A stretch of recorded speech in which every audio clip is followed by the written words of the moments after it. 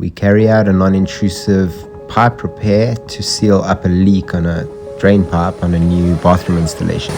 Starting the repair process by drying the pipe out and then sanding the side walls to make them nice and rough so the epoxy will bond to the pipe walls.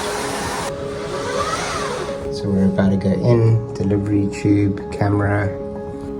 Open pressure to 2 bar, and there the epoxy goes through the pipe to be delivered to the brush at the end of the line, and then we start applying it to the pipe and pushing it into all the holes and blemishes to seal up any leaks along the way, covering all the cracks and joints all the way to the beginning of the line.